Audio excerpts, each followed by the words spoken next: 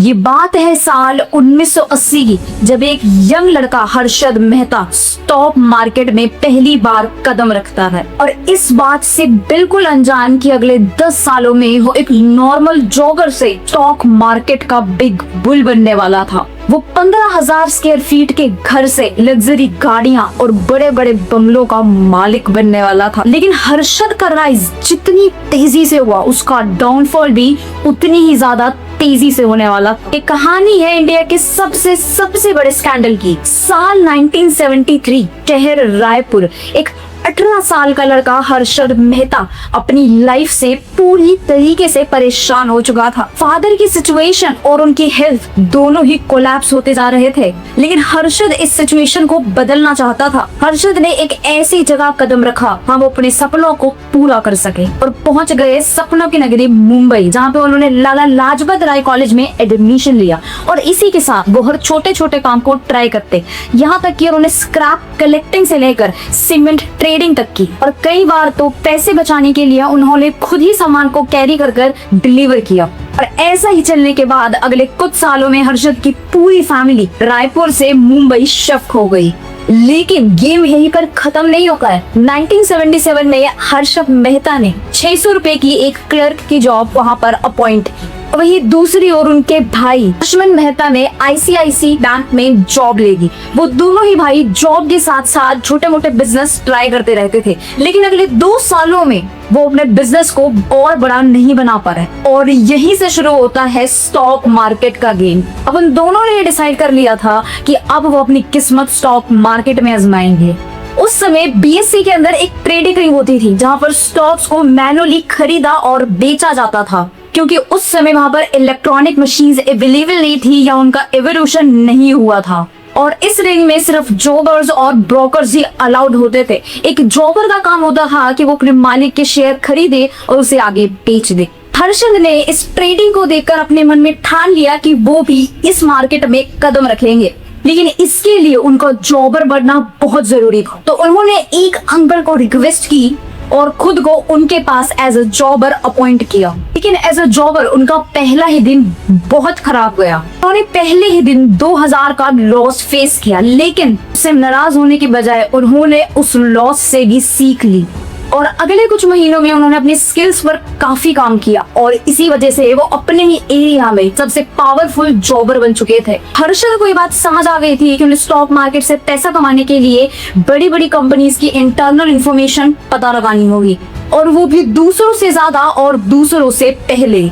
और फिर उन्होंने कुछ ऐसे लोगों से कनेक्ट किया जो कि कंपनी की इंटरनल इंफॉर्मेशन उन्हें इजीली प्रोवाइड करा सकें। फॉर एग्जांपल, उन्होंने यूनियन लेबर के कुछ मेंबर्स के साथ कनेक्शन बिल्ड कर लिया ताकि उन्हें डेली प्रोडक्शन का पता लग सके। प्रोडक्शन इंक्रीज होने पर वो उस कंपनी के शेयर खरीद के रख सकते और डिक्रीज होने पर या लेबर स्ट्राइक की सिचुएशन बनने पर वो शेयर को पहले से ही बेच सकते थे। इस तरह की इनसाइडर इंफॉर्मेशन के बेस पर ट्रेड करने को इनसाइडर ट्रेडिंग कहा जाता है और आज ये इलीगल है, लेकिन उस समय ये लीगल थी। अब ना ही हर्षद सिर्फ जॉबर रहे बल्कि खुद के पैसे से भी वो ट्रेड करते थे। 1982 तक इनसाइडर ट्रेडिंग के बेस पर उन्होंने काफी पैसा कमा लिया था और एक बड़े घर में शिफ्ट हो गए थे। लेकिन अब वो इनसाइडर ट्रेडिंग के अलावा एक और टेक्निक आजमाने का सोच रहे थे, पंप और डंप।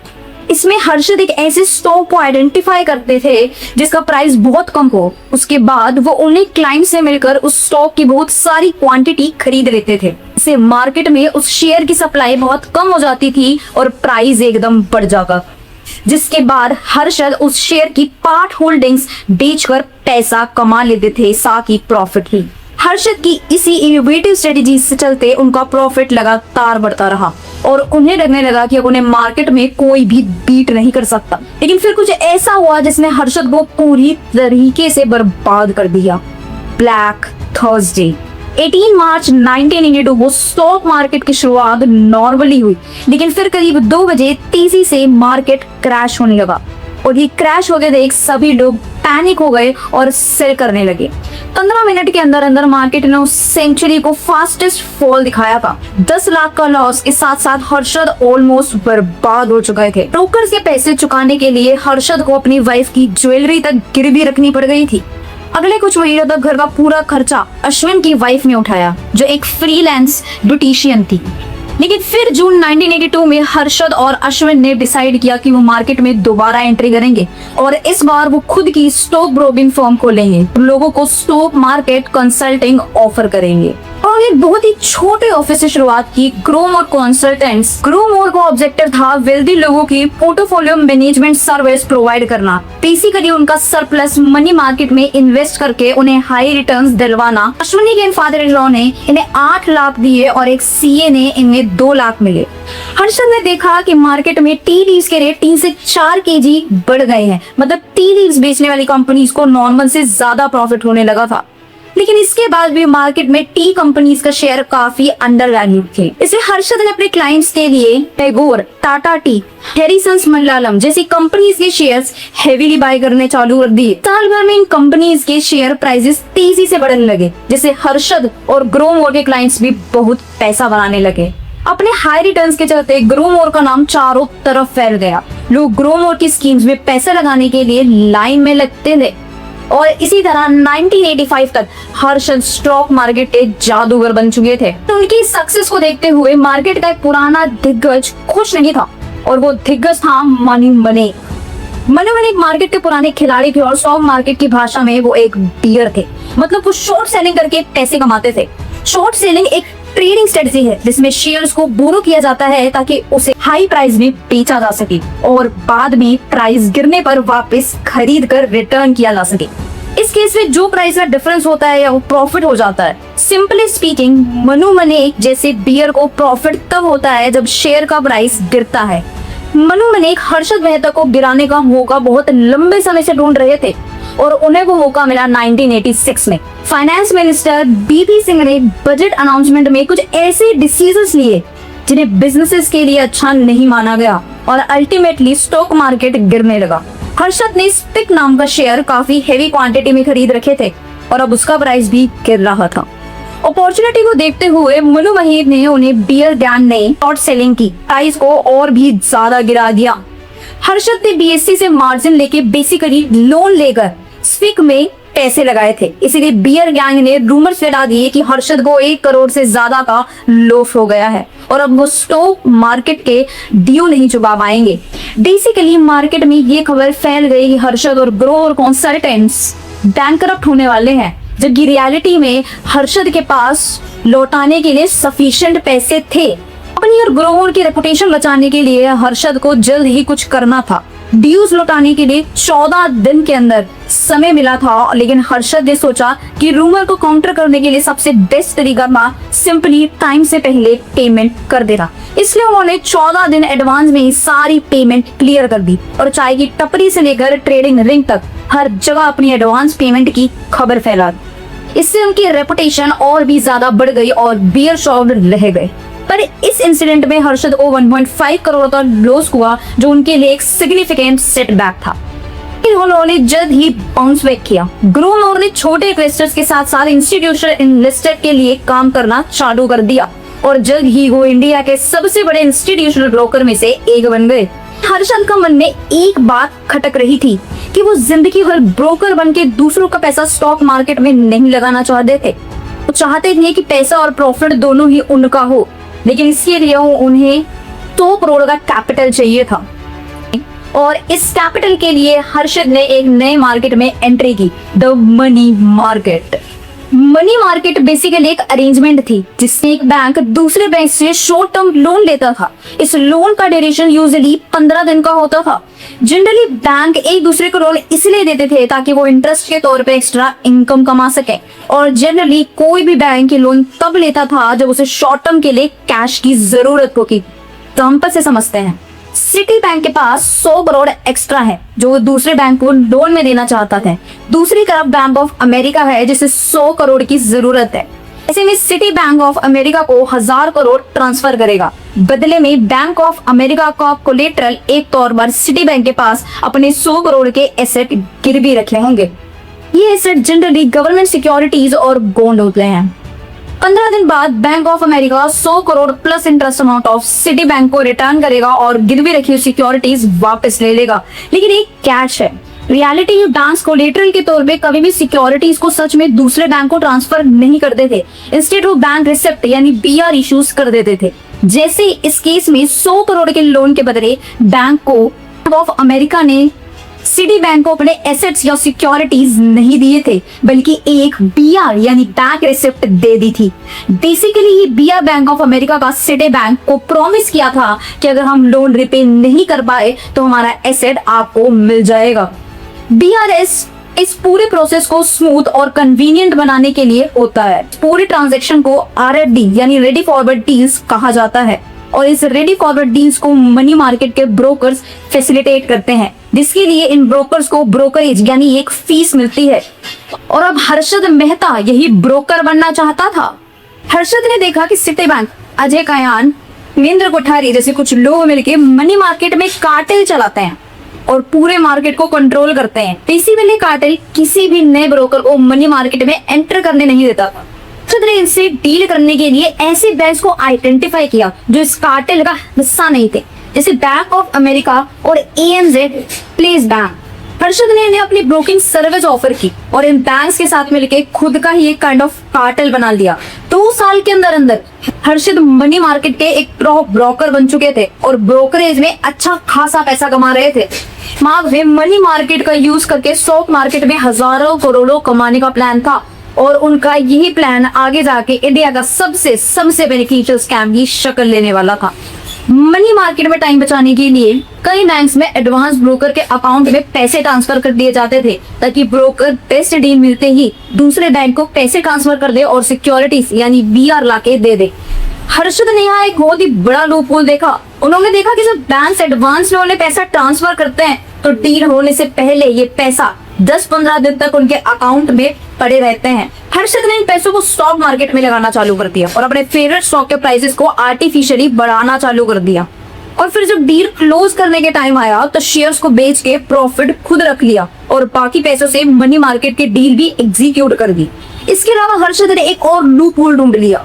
उन्होंने देखा कि लोन के बदले जो बैंक बीआर देता है उसे कोई भी वेरीफाई नहीं कर सकता था। तो ये चीज नहीं होती थी कि जितनी सिक्योरिटी के अगेंस्ट बीआर इश्यूज की गई है या सच में बीआर इश्यूज करने वाले बैंक के पास सिक्योरिटी है भी कि नहीं। इसे देखते हुए हर्षद ने कुछ छोटे बैंक जैसे बैंक ऑफ करात को ब्राइब देकर उनसे फेक बीआरएस बनवाना चालू कर दिया। इस केस में हर्षद एक बैंक से लोन का पैसा लेके सीधे स्टॉक मार्केट में डाल देते थे। बैंक ऑफ करात से फेक बीआर बनवा के लोन देने वाले बैंक को दे देते थे। इसी तरीके से हर्षद के पास स्टॉक मार्केट में डालने के लिए पहले से ज्यादा पैसा तो होता ही था, साथ ही साथ ज्यादा समय के लिए भी होता।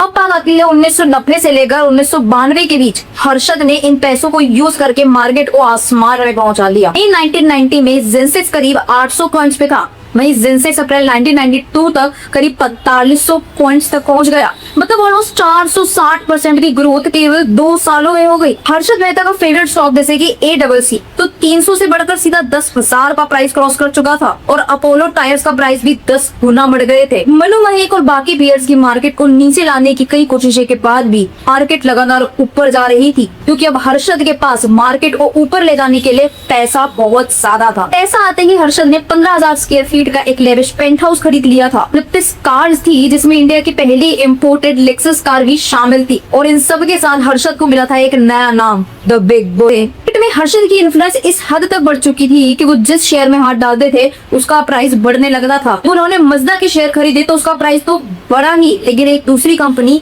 जिसके नाम स्वराज मजदा था उसका प्राइस भी बढ़ने लगा, सिंपली बिकॉज उसके नाम में मजदा था और लोगों को लगा कि हर्षद ने इस कंपनी के शेयर खरीदे। मीडिया ने भी हर्षद को लार्जर देन लाइफ दिखाना चालू कर दिया। वो बिजनेस इंडिया और बिजनेस टुडे जैसी मैगजीन्स के कवर पे थे। मीडिया उनके लेविश टेरेस और कार के कलेक्शन को दिखा रहा था और उन्हें इंडिया का हाईएस्ट इनकम टैक्स पेयर भी बताया जा रहा था। लेकिन ये पैसा, फेम और सक्सेस हर्षद के सर पे चढ़ता ही जा रहा था। वो अपने आप को भगवान मानने लगे थे। इतनी सक्सेस के बाद भी वो रुकना नहीं चाहते थे। इनफैक्ट उन्होंने global investment bank, Merrill Lynch और टाटा की टेल्को कंपनी से ज्यादा प्रॉफिट कमाने के टारगेट सेट कर लिए थे। लेकिन डेस्टिनी ने उनके लिए कुछ और ही प्लान्स बना रखे थे। बहुत जल्द उनका एक दर्दनाक डाउनफॉल होने वाला था। 1991 में आरबीआई को टेक मिल गया कि मनी मार्केट में पीआर का मिस यूज हो रहा है, इसलिए उन्होंने कुछ बैंक्स के अगेंस्ट इंक्वायरी ऑर्डर की और साथ ही सभी बैंक्स के लिए पीआर के यूज को स्ट्रिक्ट गाइडलाइन इशू कर दी। मतलब फेक बीआर का यूज करके मनी मार्केट में ऑपरेट करना बहुत मुश्किल हो चुका था। लेकिन इसके बाद भी हर्षद ने दिसंबर 1991 में सभी से 500 करोड़ का अमाउंट ले किया और हर बार की तरह उन्होंने इस पैसे को स्टॉक मार्केट में शेयर को पंप करने के लिए लगा दिया।